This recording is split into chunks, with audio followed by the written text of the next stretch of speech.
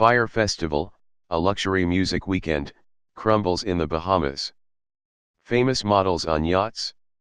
Exclusive island once owned by Pablo Escobar. Blink 182.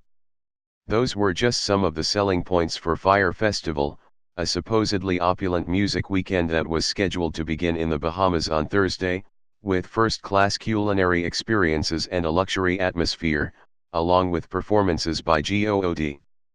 Music, Major Lazer, Migos, and more.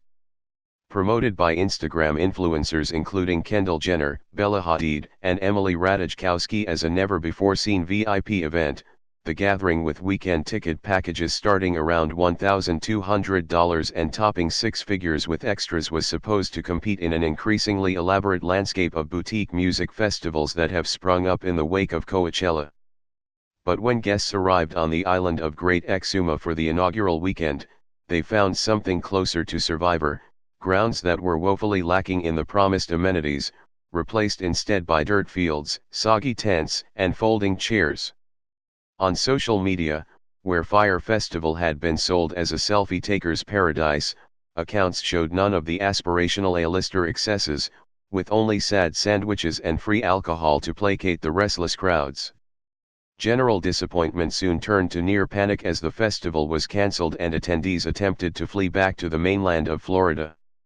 Not one thing that was promised on the website was delivered, said Shivi Kumar, 33, who works in technology sales in New York, and came with a handful of friends expecting the deluxe lodge package for which they had paid $3,500, 4 king-size beds and a chic living room lounge. Instead, Ms. Kumar and her crew were directed to a tent encampment. Some tents had beds, but some were still unfurnished. Directed by a festival employee to grab a tent, attendees started running, she said. Continue reading the main story. People were stealing beds out of other tents, she said. It was just chaos. Nobody ever came in to check us into our accommodations, if you can call it that, so they had no idea who was there and who wasn't. Ms. Kumar, who arrived Thursday evening, couldn't get much sleep. The tents didn't have any locks, the beds were damp, the blankets were soaked, from a storm the night before, she said. At one point in the evening, Ms. Kumar said, staff members dumped a bunch of unopened containers like Amazon shipment boxes at the site, and instructed concertgoers to rifle through them for anything that was missing from their tents. It was everything from, like, bongos to floatas to sleeping bags, she said. On Friday, Ms. Kumar and her friends managed to get a room at a hotel, hitching a ride from a local. Taxis were hard to come by, in part because the festival had promoted itself as a cashless event, asking attendees to upload funds to digital wristbands instead. So people were stranded without money. By Friday morning, the festival, founded by the rapper Ja Rule and the tech entrepreneur Billy McFarland, was in damage control mode. Fyre Festival set out to provide a once-in-a-lifetime musical experience, the organizers said in a statement. Due to circumstances out of our control, the physical infrastructure was not in place on time and we are unable to fulfill on that vision safely and enjoyably for our guests. A second weekend, planned to start May 5th, was also scrapped.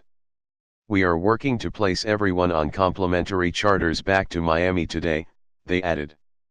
We ask for everyone's patience and cooperation during this difficult time, as we work as quickly and safely as we can to remedy this unforeseeable situation. In an interview, Mr. McFarland, 25, called Friday the hardest day of my life.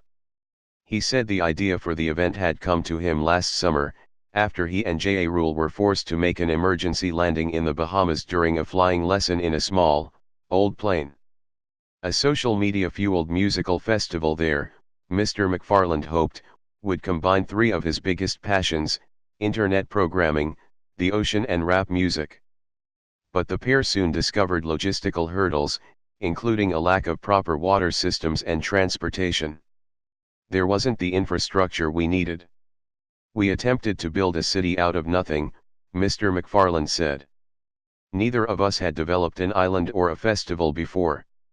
Still, After a few months of planning, including adding sewage piping and buying an ambulance in New Jersey and shipping it to the island, the organizers thought they were ready for the crowds until the storm on Thursday morning washed away some of what they had built.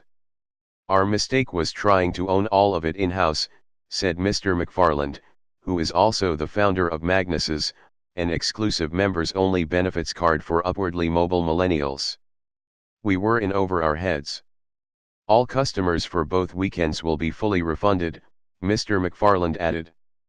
"I definitely underestimated the challenges and the manpower we needed." J.A. Rule, who was performing in Chicago on Thursday night, posted a note to Twitter on Friday emphasizing that he was heartbroken about the turn of events and insisting that Fyre Festival was not meant to be a scam. He added, "I truly apologize as this is not my fault, but I'm taking responsibility." The rapper also deleted a number of posts that hyped the event from his Instagram page. The Bahamas Ministry of Tourism expressed its dismay in a statement on Friday, citing the festival's disorganization and chaos. It continued, "We offer a heartfelt apology to all who traveled to our country for this event. The reality of the festival was a far cry from what was sold in a series of glamorous Instagram posts and other promotional material. Attendees were told they could start each day with morning yoga and guided meditation on the beach, while also enjoying massages, henna tattooing, sound healing, chill-out sessions and a festive Bahamian Junkanoo parade kicking off each weekend. Descriptions of the food options pledged a uniquely authentic island cuisine experience, with local seafood, Bahamian-style sushi, and even a pig roast. There were, however, some earlier indications that the festival may not have been ready. The Wall Street Journal reported this month that some artists had not yet been paid in accordance with their contracts, while guests up to 7,000 people were expected, complained of a concierge service that was slow to make contact. But Mr. McFarland is not giving up on his dream of a top-tier, beachfront concert weekend. Fyre Festival, he said, would be reborn next May on a beach in the United States with one key difference: the festival will be fully free for everybody who wants to attend.